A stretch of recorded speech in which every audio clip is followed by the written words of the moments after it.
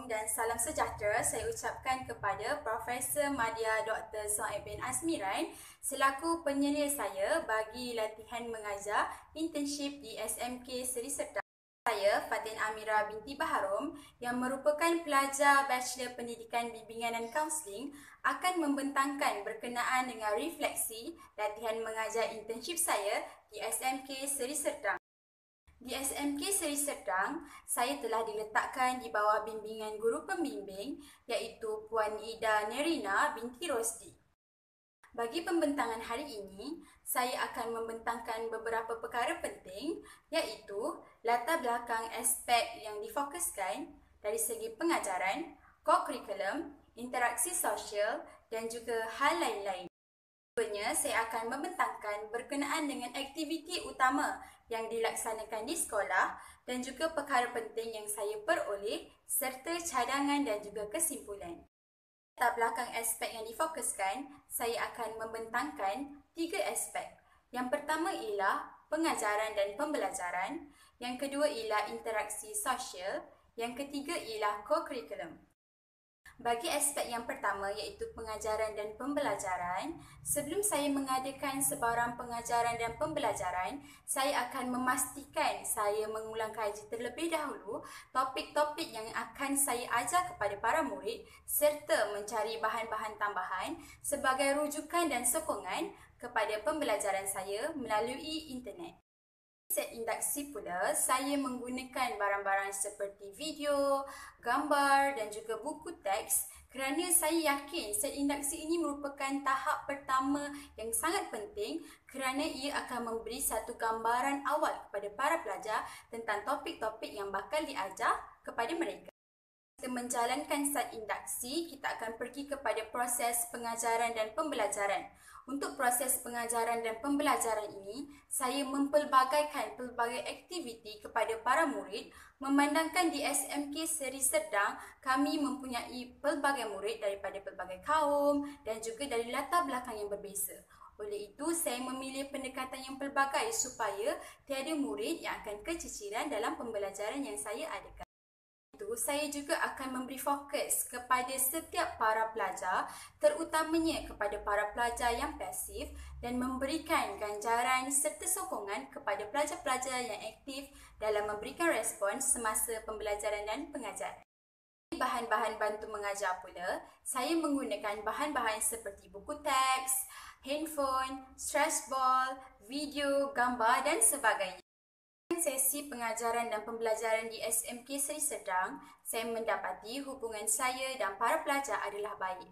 Hal ini kerana para pelajar memberikan komitmen dan respon yang positif terhadap pengajaran saya di samping saya memberikan tumpuan yang lebih terutamanya kepada para pelajar yang pasif mengelakkan mereka daripada keciciran dalam pelajaran. Kita akan masuk kepada aspek yang kedua iaitu core curriculum.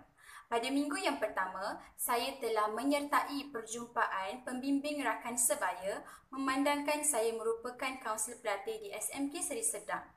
Semasa minggu pertama, kami telah menjalankan aktiviti bimbingan kepada ahli PRS seperti Nakodeko, di mana aktiviti ini dapat memupuk para pelajar untuk mempunyai hubungan yang baik dengan ahli kelab PRS yang lain di samping memupuk sifat bekerjasama dan tolong-menolong antara satu sama lain. Selain daripada perjumpaan PRS, pada minggu pertama, saya juga terlibat dalam perjumpaan sukan dan permainan iaitu bola jaring.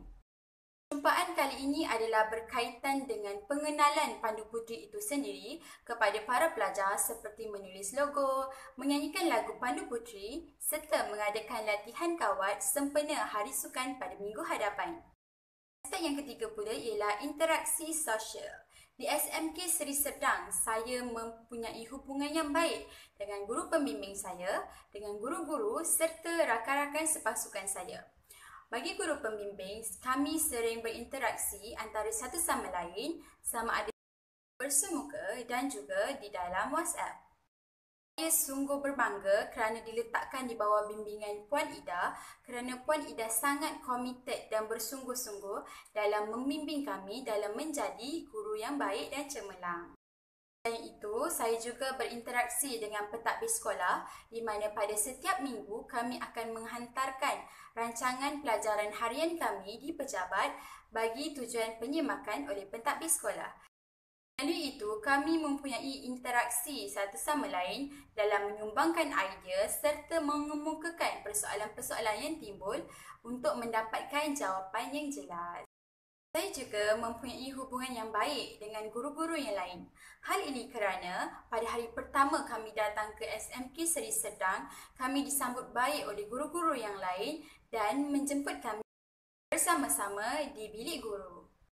Selain itu, guru-guru turut memberikan dorongan dan sokongan kepada kami dalam menjalani latihan mengajar internship di SMK Seri Sedang dengan baik dan berdedikasi.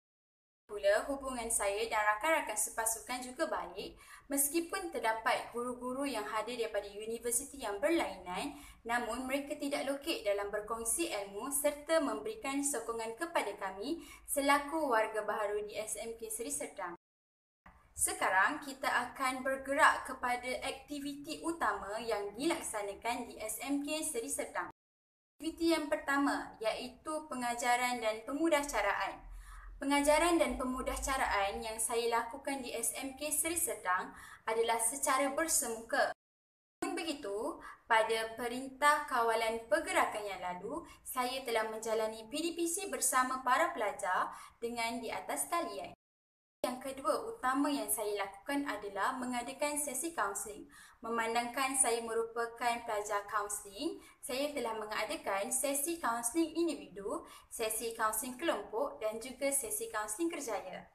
Bagi aktiviti yang ketiga pula ialah mengadakan bimbingan dan juga aktiviti kerjaya bersama para pelajar. Saya mengambil kesempatan mendapat waktu-waktu relief dengan mengadakan aktiviti dan juga bimbingan kerjaya kepada para pelajar bagi memenuhi jam yang diperlukan bagi kos bimbingan dan kaunseling. Aktiviti yang keempat ialah bengkel menjawab soalan SPM.